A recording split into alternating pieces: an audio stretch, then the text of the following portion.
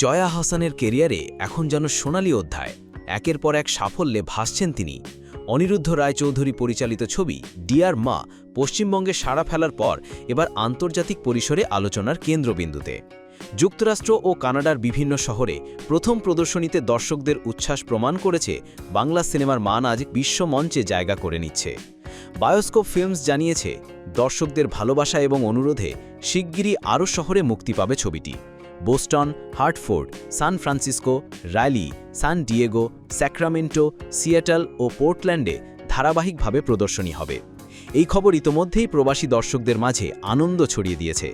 এদিকে দেশে ঈদ উপলক্ষে জয়ার অভিনীত তাণ্ডব রায়হান রাফি এবং উৎসব তানিম নূর ছবিও দারুণ সাড়া ফেলেছে।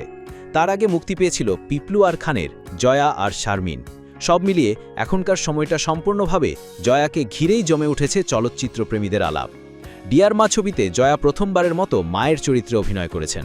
পারিবারিক সম্পর্ক, আবেগ ও মানসিক টানাপড়নের গল্প দর্শকের হৃদয়ে জায়গা করে নিয়েছে।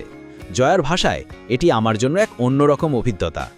বাংলাদেশ ও পশ্চিমবঙ্গের সীমানা ছাড়িয়ে আন্তর্জাতিক অঙ্গনে যে সাড়া মিলছে তা বাংলা সিনেমার জন্য এক বড় অর্জন। বলা যায়, বর্তমানে জয়াই বাংলা চলচ্চিত্রের প্রাণভোমরা হয়ে উঠেছেন, আর দর্শক অধীর আগ্রহে অপেক্ষা করছেন ডিয়ার মা তাদের শহরে কবে পৌঁছায়।